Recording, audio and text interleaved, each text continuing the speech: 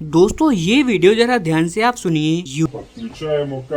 Ukrainian भाषा में वो कुछ बोलकर ट्रांसलेट कर रहा है और अब आपने देखा कि उर्दू भाषा में वो इस सबको सुना रहा है कि कैसे ड्रोन को ऑपरेट करना है। दरअसल ये दो सैनिक हैं, इनमें से एक तो है यूक्रेन का और दूसरा है पाकिस्तान का। और जो यूक्रेन का सैनिक है वो पाकिस्तानी फौजी को ट्रेनिंग दे रहा है कि एक ड्रोन को कैसे इनेबल करना है, उसे कैसे ऑपरेट करना है। और ये वीडियो पाकिस्तान के ट्विटर हैंडल से वायरल हो रही है और बता रहे हैं कि यूक्रेन हमारी मदद कर रहा है और पाकिस्तान के फौजियों को सिखा रहा है कि ऐसे ड्रोन जिससे उन्होंने रूस के S-400 डिफेंस सिस्टम को उड़ाया है, रूस के पेंटास्टील डिफेंस सिस्टम को निपटाया है और राजधानी मॉस्को तक की धज्जियां उड़ा दी हैं। ऐसे ड्रोन को कैसे ऑपरेट करना है, कैसे असेंबल करना है, कैमरे की क्या सेटिंग होनी चाहिए, ये सारी चीजों की जानकारी दी जा रही है। अब आप में से कई लोग कहेंगे कि क्या पता ये कोई पाकिस्तानी फौजी नहीं बल्कि पाकिस्तान का नागरिक हो जो कि यूक्रेन की सेना में भर्ती हो गया हो और यूक्रेन की तरफ से रूस के खिलाफ लड़ रहा हो, क्योंकि ऐसे कई सारे भारत के लोग भी हैं जिन्हें जबरदस्ती रूस की तरफ से लड़ने के लिए मजबूर किया गया है।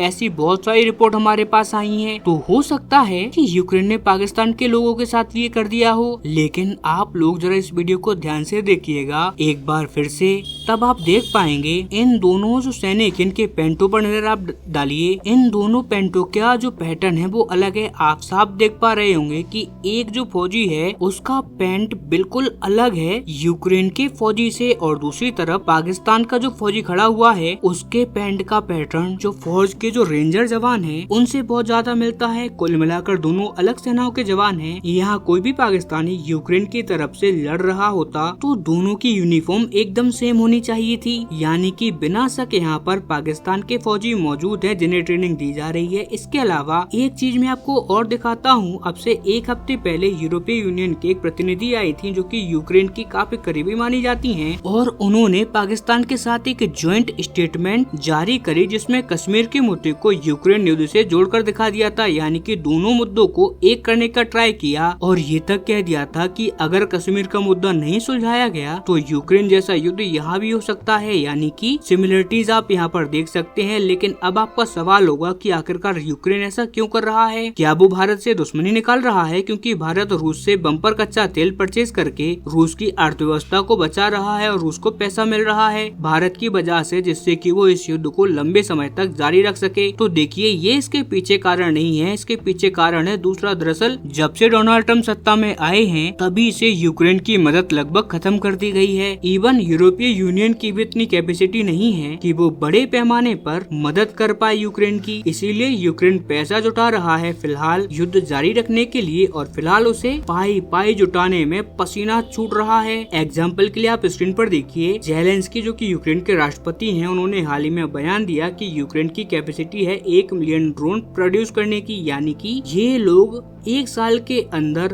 10 लाख से ज्यादा ड्रोन बना सकते हैं। अब ऐसा तो है नहीं कि ये सारे ड्रोन ये खुद को इस्तेमाल करने के लिए बनाए, क्योंकि 10 लाख बहुत ही ज्यादा बड़ा नंबर है। इतने बड़े पैमाने पर तो यूक्रेन रूस के खिलाफ भी इनका इस्तेमाल नहीं कर सकता। तो ये सब इन्होंने इसीलिए कहा क्योंकि अब ड्रोन बेचना चाहता है यूक्रेन, क्योंकि उनके पास बेचने के लिए और कुछ तो बचा नहीं है। इनका एग्रीकल्चर एक्सपोर्ट बहुत तगड़ा हुआ करता था, इनका डिफेंस एक्सपोर्ट भी एक टाइम पर बहुत तगड़ा हुआ करता था, यहाँ तक कि इनकी मैन्युफैक्चरिंग भी बहुत ठीक ठाक हुआ करती थी। लेकिन जो मैन्युफैक्चरिंग सेक्टर है वो डिस्ट्रॉय हो चुका है, इनका जो एग्रीकल्चर सेक्टर है वो भी डिस्ट्रॉय हो चुका है। तो बचा क्या? डिफेंस। और डिफेंस के अंदर भी खासकर ड्रोन, जो कि बहुत ज्यादा कामयाब हथियार है यूक्रेन के, और पूरी दुनिया भर में यही माना जाता है कि यूक्रेन के ड्रोन रूस को हद से ज्यादा परेशान कर रहे हैं। इस युद्ध को इतने सालों तक घसीट पाया है यूक्रेन केवल और केवल ड्रोन की बदौलत, और इसी सक्सेस को अब यूक्रेन मोनेटाइज करने वाला है, यानी कि उससे पैसा बनाने वाला है। और आप जरा भी हैरान मत होइएगा अगर आने वाले वक्त में पाकिस्तान और यूक्रेन की कोई सीक्रेट डील की खबर सामने आए, जिसमें पाकिस्तान को ड्रोन सप्लाई करने की खबर सामने आए। और ये जो वीडियो मैंने आपको दिखाई है ना, ये 6-7 महीने बाद मीडिया आपको